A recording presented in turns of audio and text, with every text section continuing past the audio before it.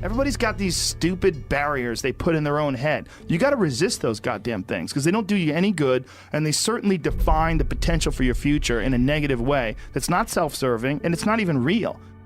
This idea that there's no way to get past the starting block today is just ludicrous. It's crazy. And it's just this poor thinking. And people that are trapped in bad situations, one of the problems is you feel like this is your future. You feel like you're fucked and you can't get out of that. There's no hope. There's no light at the end of the tunnel. There's no rainbow.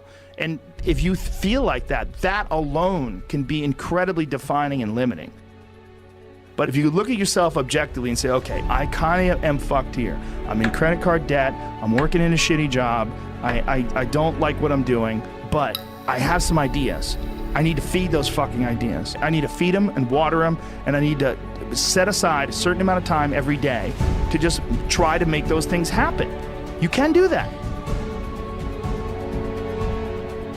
I think here's an important thing too. I think failure teaches you things that you don't learn from success. I think failure gives you an opportunity for self-examination. It also gives you a feeling that is very uncomfortable. And that very uncomfortable feeling helps you grow. And don't look at these failures as like proof that you suck. Look at them as opportunities for growth. Look at them as opportunities to be motivated to do better. If you look at someone who's doing really well, like say if you focus on like Kevin Hart or someone like that, some very famous and successful comedian, all you see is him now flying around private jets, wearing a new pair of sneakers every day, driving around in Bentleys. You just see that.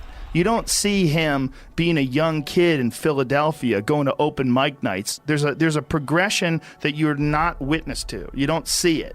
And that takes place in everything. It takes place in authors. It takes place in comedians and musicians. There is a starting point, and then with time and focus, and as long as you reevaluate and reassess and constantly objectively look at what you're doing and then pursue it with passion and focus, you get better at things. There's always going to be people that are luckier than you. Some of it is luck, and some of it is courage. Some of it is putting your ass out there. Some of it is trying things. One of the things that I always like to tell people that I think you should do is do shit that's difficult. It's very important to struggle. We have been fed this line of horse shit that you're supposed to seek comfort, and I don't think you are. I think you're supposed to seek lessons, and you're supposed to seek difficult tasks and accomplishments, and through those things and through doing things that are hard to do, even if it's just a fucking 90-minute hot yoga class, this life doesn't have enough of that. There's not enough struggle. You don't get to know yourself without struggle. You don't get to know your boundaries unless you push them. You don't get to know who you are really unless you're tested.